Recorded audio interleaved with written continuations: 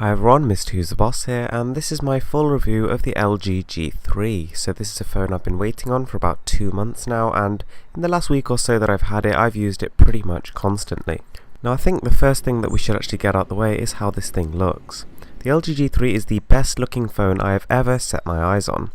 It's a beautiful brushed aluminium gold finish, yet it actually retains a plastic body, which is good for weight and cost reasons. On top of that, it's got these beautiful buttons on the back, and the camera is really nicely situated. On either side of it, we've actually got the dual LED flash, which works incredibly well, and the laser autofocus, which I'll talk a bit more about later. The actual button placement takes a bit of getting used to, but it's actually, once you've got used to it and adapted to it, it's actually probably faster than the typical ones you see on other devices. On the bottom we have the supposed 1-watt speaker, which I wasn't actually particularly impressed by. It's about average by today's flagship phone standards, but it's not spectacular. So turning on the phone, you are greeted by a glorious 2560 by 1440 resolution 5.5-inch display. Now this is the crown jewel of the LG G3. This is the main draw of the phone and the reason why it sold so well. The actual brightness is really impressive. I mean, this is the first phone I've actually used where I can safely say that it's usable in outdoor conditions. However, I would say that colours are slightly on the muted side, and to be honest I would rather they were a little bit punchier. So as for how this display compares to say a 1080p panel, well, to be honest, in most scenarios you literally can't tell the difference, and that's I suppose one of my big complaints with this phone. However, I suppose it does come into its own when reading very fine text. So another big talking point with the LG G3 was its camera. Now in this category I have to say I was blown away. So the G3 actually has a 13 megapixel camera, but to take photos in 16:9 ratio you have to actually lower that to 10. Having said that though, the actual end result is pretty stellar. The actual detail here is unrivaled. I've not actually seen a phone which can take this amount of detail in one shot. Now this is due to a combination of fairly high megapixels and a very solid lens. On top of that we have the laser focus, and this basically helps to identify individual objects and ensure that the whole object is in focus at any one time, and I have to say this again works amazingly. The end pictures are crisp, punchy, and there's loads of light.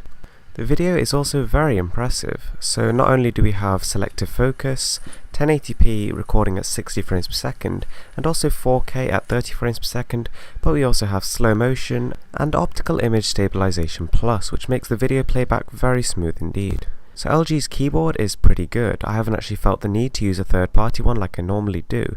It's generally, like most of the time, is very responsive, and you can actually change the size of the keyboard depending on how much room you need to type. Now the LG G3 comes built in with Google Chrome browser as well as LG's own, and to be honest, out of the two I say I still prefer Chrome. So although LG's one is fairly quick and the scrolling is pretty smooth, it does sometimes suffer these random errors like, pages not loading any images and not detecting your touches very well. So yeah, I mean, it's a good browser, but it's not the best. Now browsing on Chrome is very fast, and to be honest, this is one of the best phone browsing experiences I've had due to a combination of fast processing, large display, and extremely high resolution. So as you've already seen, the actual general day-to-day usage of the UI is very quick. However, every now and again there'll be a slight lag spike. For example, it'll just take a bit longer than it should to actually receive the information of your touch. So gaming performance is good but not great, and this is again due to the higher resolution. So this actual phone is powered by the Snapdragon 801 and 2GB of RAM, and these are the specs that were designed for a 1080p display. So if you actually had this specification on a 1080p phone, the performance would be flawless. However, its current resolution is pretty much double that. So, during games and stuff, this phone has to push pretty much twice as many pixels as its competitors, and so the actual end performance is equivalent to basically last year's flagships, phones like the Galaxy S4 and the HTC One M7. Right, so in terms of build, which takes into account the appearance, the packaging, and the whole general look and feel of the device, I'm going to give the LG G3 a 19 out of 20. So although the G3 is all plastic, it's very solid, and to be honest it's light and the design is basically flawless. The packaging was very impressive, and it also included some probably the best in-ear earphones I've ever seen come with a phone. In terms of features, the G3 is getting a 26 out of 30. I mean, this is a fully featured 2014 flagship Android device, so that alone gives it ridiculous things that it can do. On top of that, the camera is the best I've ever seen, but I wish the speaker was a bit louder and a bit clearer. Now as for performance, which takes into account basically everything about the usage of the device, I'm giving the LG G3 a 40 out of 50. The screen is absolutely jaw-dropping.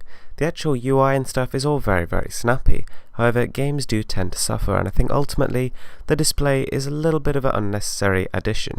Nonetheless, the G3 is one of my favourite phones of all time. I thoroughly recommend it, and to be fair, I don't think it gets much better than this.